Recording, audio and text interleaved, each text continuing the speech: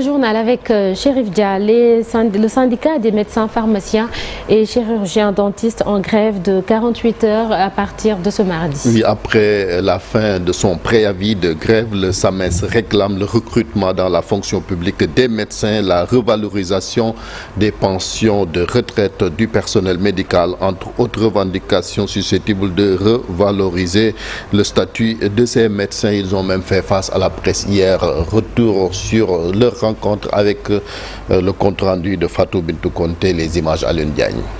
En ordre de bataille, le SAMES, syndicat autonome des médecins, pharmaciens et chirurgiens dentistes, vont aller en grève de 48 heures ce mardi et mercredi pour réclamer de meilleures conditions de travail. Devant l'absence d'actes concrets du gouvernement allant dans le sens d'un dialogue et d'un consensus pour solutionner ces revendications, le SAMES est au regret de poser le premier acte de son plan d'action qui consiste en une grève générale de 48 heures les 18 et 19 février 2025 avec respect des urgences.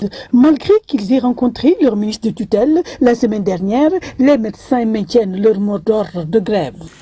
Malheureusement, c'est comme à l'accoutumée, on a assisté au même film avec en tout cas un partage encore de la plateforme revendicative, surtout les points essentiels de la plateforme revendicative.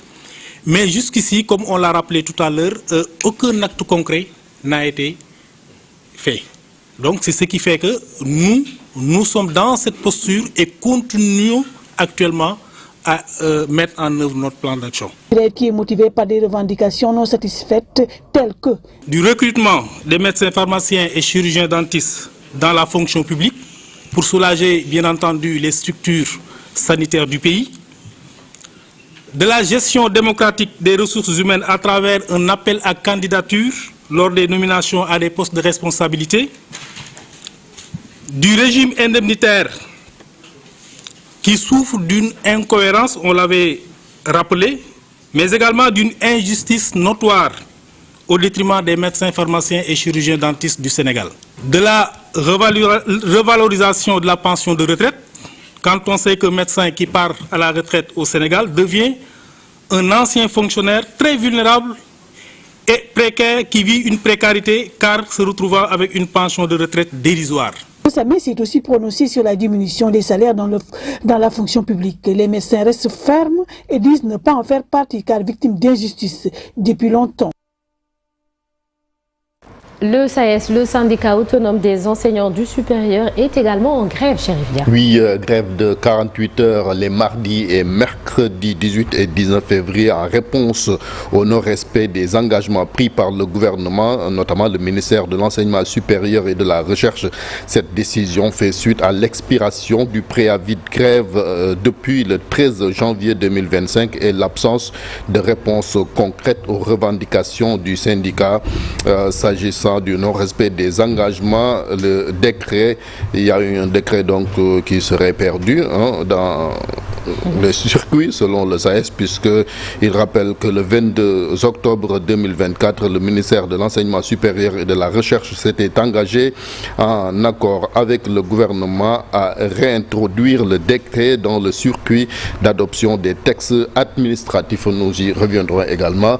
Sornonata, on reste toujours dans les universités à Cheikh Anta Diop, notamment où l'intersyndicale des personnels administratifs et techniques et des services des centres du centre des œuvres universitaires ont décrété 48 heures de grève non renouvelable.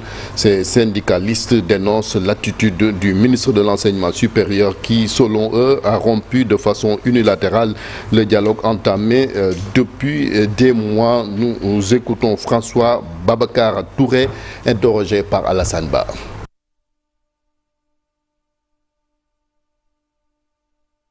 Université yi syndicat yi fi nekk jot nañu tàmbali di waxtaan ak le nouveau décret des PAT, c'est le décret 2023-1694 du 3 août 2023 qui remplace le décret 2103 du 17 février 2000.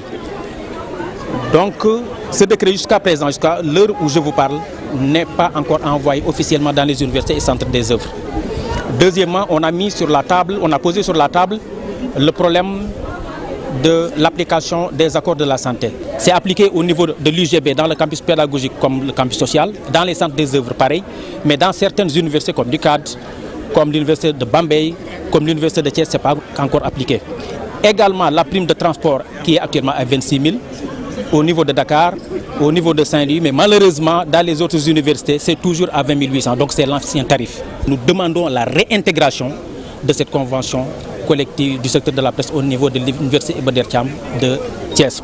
Nous avons demandé au ministre d'organiser un séminaire pour permettre aux travailleurs des universités qui ont une pension regrettable quand même, discuter sur les modalités qui vont nous permettre d'avoir une pension vraiment adéquate, une bonne pension pour le personnel administratif, technique et de service. Tous ces problèmes ont été évoqués. Donc notre rencontre, je le rappelle, c'était au mois de septembre. Donc jusqu'à présent, on ne parvient pas à avoir le ministre par téléphone, il ne réagit pas, donc il y a une rupture unilatérale de dialogue. C'est la raison pour laquelle nous sommes venus aujourd'hui protester, donc en décrétant 48 heures non renouvelables. On ajoute que les personnels administratifs, techniques et de services de l'université Iba Der Thiam de Thiès ont également organisé une rencontre pour annoncer leur grève.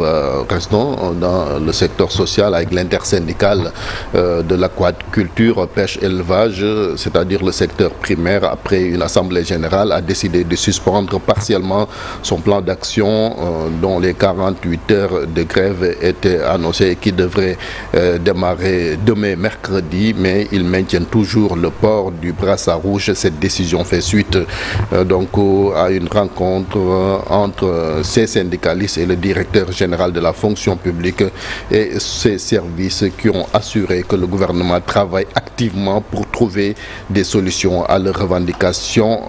Vous entendrez dans nos prochaines éditions leur coordonnateur Mor Diouf Sornanata.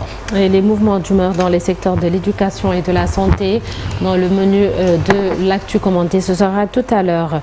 Tout à fait autre chose. Le député non inscrit, Thierno Alassane Sall, dépose une proposition de loi visant à abroger la loi d'amnistie. La loi d'amnistie qui était relative aux événements survenus entre 2021 et 2024. Selon le parlementaire qui a annoncé le nouvel, il est temps de poser un acte fort attendu par les Sénégalais et pris de justice face aux atrocités commises au Sénégal ces dernières années. Ces actes, selon lui, toujours relèvent du crime grave et ne sauraient rester impunis. Une nation ne progresse que dans la vérité et la justice, a donc conclu le député non inscrit, donc Thierno Alassane Sall, qui donne rendez-vous aux médias à 16h à l'Assemblée nationale. On reste à l'Assemblée nationale pour rappeler cette réunion de la conférence des présidents, mais également des membres du bureau. C'est cet après-midi. Sornana Dambaye.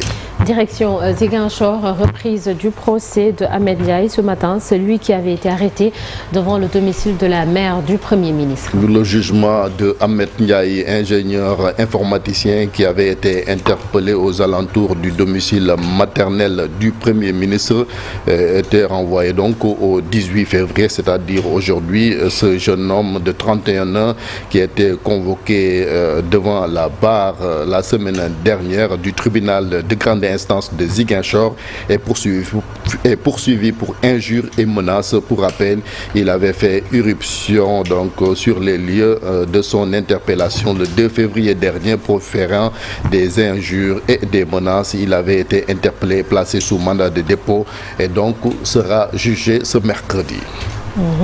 C'est tout. C'est tout. Oui. Merci beaucoup, Chérif. À tout à l'heure pour le journal et ce sera en Wolof et sous forme de brève dans une trentaine de minutes. Alors, il y a un an, Maître Ngagne Demba Touré revenait au Sénégal après 6 mois d'exil environ. Le leader des jeunes du parti PASTEF avait fui le pays après avoir refusé de déférer à une convocation de la DIC. C'est le sujet d'un jour au Sénégal, un jour dans le monde. Et ce matin, nous vous proposons une interview avec la présidente de la LISCA, la Ligue sénégalaise contre le cancer, Dr Fatma Guenoune. À travers elle, le cri du cœur des malades du cancer de Dakar, la seule machine de radiothérapie qui fonctionnait dans toute la capitale et qui se trouve à l'hôpital Dalal Jamm de Guédiawaye est en panne depuis plusieurs semaines. Beaucoup de patients sont obligés d'aller jusqu'à Touba. L'entretien est signé. Yaye Koumba Ndiaye a retrouvé également la revue de presse avec Cheikh Diop et la météo du jour également. Tout de suite, l'actualité internationale.